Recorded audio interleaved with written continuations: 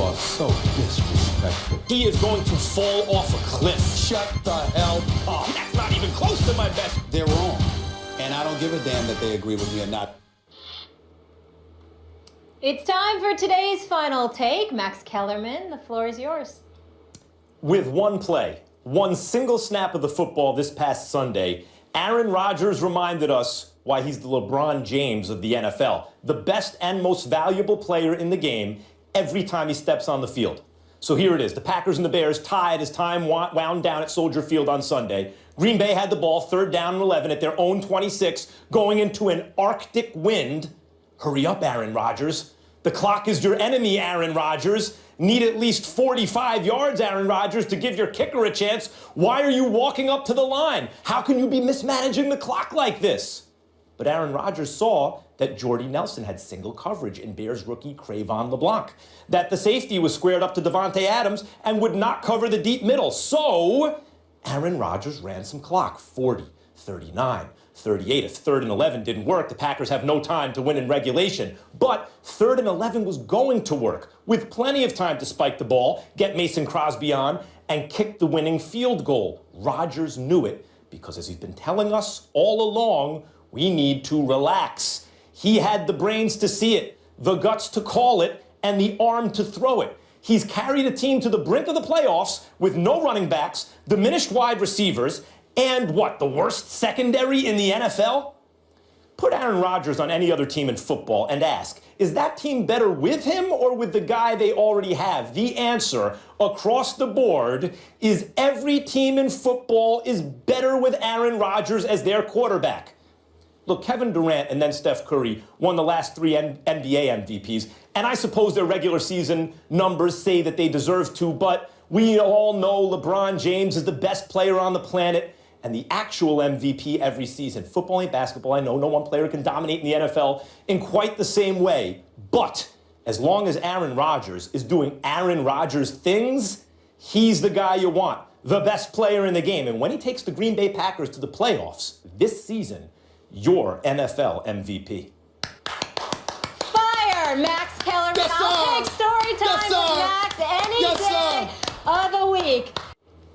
The California judge who sentenced Stanford student-athlete Brock Turner to 6 months in jail for the sexual assault of an unconscious woman on campus was cleared of misconduct on Monday. According to the California Commission of Judicial Performance, there is no evidence that Judge Aaron Persky displayed bias in his treatment of Brock Turner. Turner was released from jail in September after serving only 3 months and returned to his native Ohio, where he remains on probation for 3 years and is a registered sex offender for life. I just want to remind everyone, his father, Dan Turner, wrote a letter arguing that his son should receive probation, not jail time, where he said his life will never be the one that he dreamed about and worked so hard to achieve. That is a steep price to pay for 20 minutes of action out of his 20-plus years of life. Will Kane is back with us now. Stephen A., what's your reaction to that? I think this decision is a travesty. I think this judge should have been harshly penalized. I know that he removed himself from criminal cases and went to civil courts. I think that doesn't cut the mustard. I think that when you consider the fact that this guy in March was convicted, this kid was convicted of 3 felony counts: assault with intent to commit rape of an unconscious person, sexual penetration of an unconscious person, and sexual penetration of an intoxicated person. You had 2 passerbys that held him down until the authorities came. He was found guilty. The prosecutor had asked for 6 years imprisonment. This dude gets 6 months, 3 months probation. Are you kidding me? And I also think that it highlights the discrepancy in our society, because I'm going to put it out there. I don't know too many black folks that would get off for something like this. Don't get me started. This is unbelievable to me. I mean, you are raping not rape, sexual assault, because it's the state of California and there's a higher standard for rape, even though legislation has been passed to sort of address that issue. The point is, you have been found guilty of 3 felony counts of sexual assault, and you essentially spent 3 months in jail. And then you got the father who talks to the judge, and his last sentence is, that is a steep price to pay for 20 minutes of action out of his 20-plus years. Well, I know people who've been killed inside of 2 minutes. I know people who've been assaulted inside of a minute. I know people who have struggled in less than 20 minutes, and as a result, somebody's life was taken away from them because they were incarcerated for years and years and years. This kid gets months, and the judge somehow, they find nothing wrong with this? I think this is egregious. I think everybody should stand up and speak out about it. I think Capitol Hill needs to revisit it. Something needs to happen, civil case, something. This judge needs to be dealt with, and I don't give a damn what anybody says. I'm going to say it again. If this was a black dude, I don't think this would we'd be talking about this, because this behind would have been in jail. He certainly wouldn't be out in 3 months. I just want to add one thing to this. And frequently when men discuss this issue of sexual assault on television, you'll hear them say, hey, I have a mother, I have a sister, I have a daughter, and it's like, why should you need that to know what's right and wrong? So I want to preface what I'm going to say by saying that. But I have 3 daughters. And if this happened to one of my daughters, and the father of the guy who did it said what he said, he wouldn't have made it out the courtroom. He and I have a serious problem, a serious and immediate problem. He's going to have a problem with me. And that's the only thing I want to say about this. Yeah, I want to also preface it, Max, with this. I think these issues, as they always do when we have sensitive conversations, get reduced into, oh, you must be on the pro-sexual assault camp or you're on the anti-sexual assault camp. Please, please, as though those positions exist. The problem is this, first of all, was the sentence too light? Stephen A., you forwarded an argument suggesting that the sentence was too light. I don't know. And my position is I would not pass judgment on that. And I'm going to tell you why. Yeah, I need to hear this. But the second position you take, which is the more egregious position you take, is that the judge somehow needs to be dealt with and has done something incredibly wrong. This judge, first of all, was a prosecutor in this county, specializing in violent sexual predators. His decision in this case followed the probation officer's recommendation of what the sentence should be. Third, it was given to a California commission to review to see if there was any kind of bias, including gender bias, racial bias, Stanford bias, any of these kinds of bias in his decision. This commission absolved him. Why would they do that? Because this judge did something. Whether or not I agree with it, we'll come back to that in a moment, whether or not I agree with it, he did something in accordance with the law. If you have a problem with the law, address the law. That's why we have legislatures, that's why we vote on things. But this judge did not do something egregious here. His history and his path to this decision suggest that. He gave you the reasons, by the way, in his decision about why he arrived at this sentence. You can disagree with them, but he gave them. And this is the important point. Justice is by its very nature individualistic. It is about specifics. It is about human beings, specific instances and specific fact sets.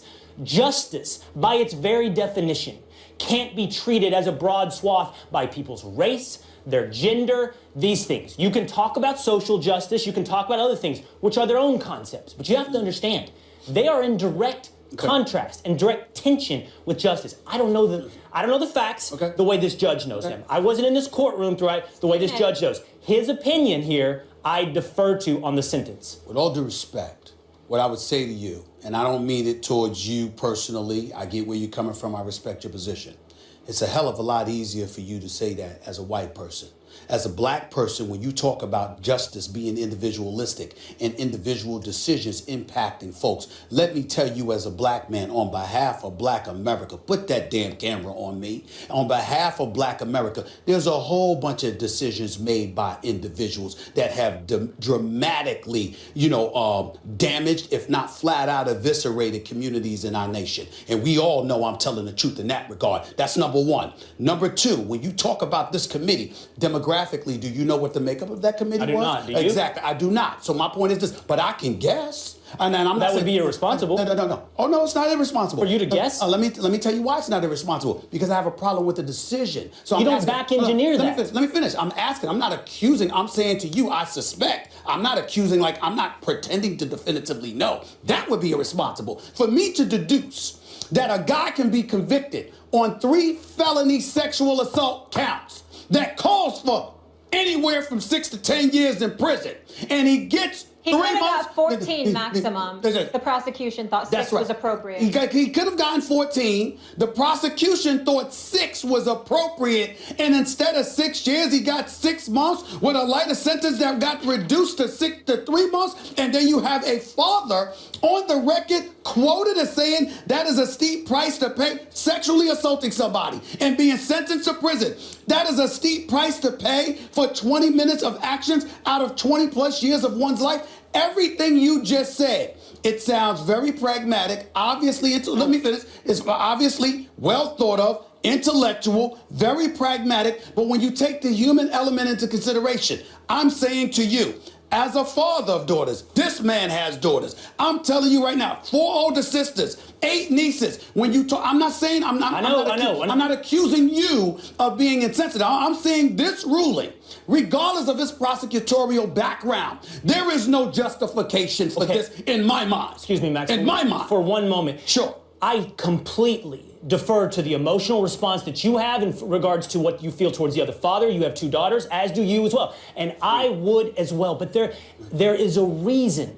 Emotion is supposed to be out of the courtroom. I'm not defending Brock. No, hold on. Sure. I'm not defending Brock Turner. I'm not defending his father. I'm not accusing you of that. And truthfully, I'm not even defending this sentence. What I'm defending is the concept of justice. Stephen A., when you point out that race has in the past ignored individual circumstances and taken broad things like race to the detriment of black people in this country, do you think I'm going to disagree with you? Of course not. So I'm arguing to you that Lady Justice wears a blindfold for a reason. And because it's been taken off in the past... But it hasn't worn a blindfold. She didn't wear a blindfold. It hasn't worn a blindfold. Excuse me. Because she's been taken off in the past doesn't mean you take it off again. You don't correct injustices from the past by making more in the future. Where I take offense at your words is that you're implying that I'm saying take the put the blinders on again. That's not what I'm saying here. The blinders stay on. I'm not saying that. What I'm saying to you is this. If there were a question about the man's guilt or innocence, I have no issue with the ruling because, okay, somebody may have found it innocent. The issue in question here is that the man has been convicted of 3 felony counts. Who gets 3 months in prison for 3 felony counts? That doesn't make any sense. A quick break, and we're gonna come right back to this. And 3 felony counts, 3 months. Okay. We're gonna That's all I'm saying. Max, we'll pick it up right with you. More First Take after the break. Stay here. We'll continue the discussion on the Brock Turner case. Welcome back into First Take. We are going to pick up where we left off here. Max, I wanted you to jump in on the Brock Turner case. First, I want to say that the points that you're making will need to be made, particularly when a topic like this, a very emotional topic comes up, where it becomes, as you've mentioned in the past, an outrage competition. And if you are seen as making a point about the law and you're an attorney, you have a legal background, it's seen as you're not outraged enough. And from conversations with you on and off the air, I know that you are completely outraged about sexual assault, which I would hope people would take for granted. I appreciate that. I want to say that. And I agree with him. I agree. About the issue, and justice should be blind, about the issue of race, Stephen A., that you bring up and how it might have an impact on this and why people of color in this country, particularly African Americans, might be suspicious if they see a white person get off with what they feel without looking too much at the details, or maybe even with a lenient sentence. That suspicion is founded in the fact that justice is supposed to be blind, but in fact, judicial outcomes in many, many areas throughout our history and continuing today are greatly affected by race. And so that is a legitimate, I think, concern here. And that is a concern, I don't know if we've discussed it on this show, but that I share. So if the point is that African Americans have in this country been subjected to, for example, greater, more strenuous sentencing than white people have in the past, it's a fact, it's true, it's not absolved, it's not corrected by, then in turn finding a situation with a white defendant and making sure you over-punish or get a strenuous punishment. You don't fix it that way. Lady Justice has to remain blindfolded. Justice has to remain blind. My biggest point is this. Don't gloss over specifics. Don't gloss over facts. You said several times, 3 felony counts of sexual assault. The details are important, and the details offset it against other cases you could read about and compare it to, perhaps where the defendant was black.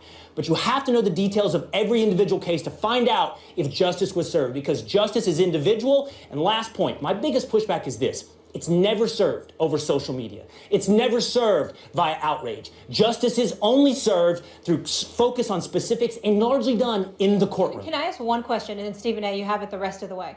Just as a woman, Do you guys feel that serving 3 months in jail is enough for those acts? Absolutely not. Okay. Feel is the operative word. I'm just wondering, and do you feel that? No. Do you feel that's enough? Just one more thing, one other question, Yes, and then, the and then I'm answer is no to staying your out of it question, by the because way. I want to hear. Okay, so we don't feel that's appropriate. My other question I want to ask: had he not been from Stanford, had he not been white, do we think he would have gotten the same 3 months in prison? Probably not, Molly. Yes, Okay. probably not. Thank I know you. that African Americans get on that's all I average wanted sentenced to know. 20% more longer sentences. Let me tell you something. I echo what Max said about you, and just for the purposes of this show, everybody understands this. It's called First Take for a reason. We don't run from a damn thing. We never have, we never will. And when you hear Will Kane come on this show, or Max Kellerman come on this show, being here with me every day, and they take positions that they take, maybe diametrically opposed to me from time to time, I invite it. So understand, we may disagree, but at the end of the day, anybody that's coming after you for what you said, they're going to have to come after me too, because I wanted you to say what you have to say, because that's how we evolve as a society, when we're willing to hear where everybody's perspective is coming from, and we go from there. Now let me get back to you. You talk about outrage, in this case, social media or beyond or whatever. I think you're smart enough and educated enough to know that outrage, particularly on the part of the African American community, has gotten justice done. Because when people were passé and were not outraged and were tepid and were quiet and were a bit passive, the same old stuff would take place throughout history. History has changed. Metamorphosis has kicked in. Change has arrived because of outrage. From pre-civil rights days even to now, that's number one. Number two, let's get specific. We talk about this kid here, Brock Turner. And by the way, put his face up on TV. Let's see that guy. He was convicted of 3 felony counts of sexual assault. Could you put his face up? That's him. That's who he is. Just so everybody knows he is. Don't even get to walk the streets. We're going to put an athlete up in there. Anybody does something wrong. Put the judge up there too. Put his face up in there. That's the guy that let him off for 3 months, 6 months in jail, 3 months instead of 6 years. Put his face up there too. Now, last point. Brock Turner, convicted of 3 felony counts. OJ got off for murder. What'd they do? Terrorist threats and kidnapping, he doing 30 years. We all know it's because they missed out on a murder conviction. They piggybacked off of that and got him in November. We gonna get you no matter what, okay? Michael Vick, well, dogfighting scandal, Peter and everybody else, Humane Society, everybody up in arms. Where are they now? You have a white 20-year-old kid from Stanford who was convicted of 3 felony counts of sexual assault, stopped by 2 patrons, held for the police, found guilty. This dude gets just 3 months in jail. Where are all the women? I want to react to that. They're there. They're trying to recall this judge. This story is not suffering from a lack of outrage. I want to react to that quickly. These public cases become symbolic, I think, especially to people of color in this country. And the argument that says, wait, we need to weigh the evidence in this case individually, misses the emotion of the use of the case as symbolism, even when there is an injustice carried out by using a specific case as symbolic. And the social media outrage, the democratization of media, is good in certain ways, and when it becomes a force for a bad kind of populism, it becomes dangerous and should be commented upon by the Fourth Estate, which is what we are here doing. I'll give you the last word. All I'm going to say is that I didn't mean to imply that the women's groups weren't out there. I'm saying that the noise for others doesn't appear to be as loud for this as it was for others in the past. That's all I meant. My last word is symbols are simple. Emotions run roughshod over individual facts, and it's my job, I feel like, when I come here to address these things directly and specifically. That's what I try to do. Not defend this guy, and to not even this judge. Of course. Understood. Appreciate the conversation. Glad Understood. we all agree that 3 months was not enough, and it wouldn't have been the same for other races. Well, thank you so much for being with us. More First Take after the break. Stay here.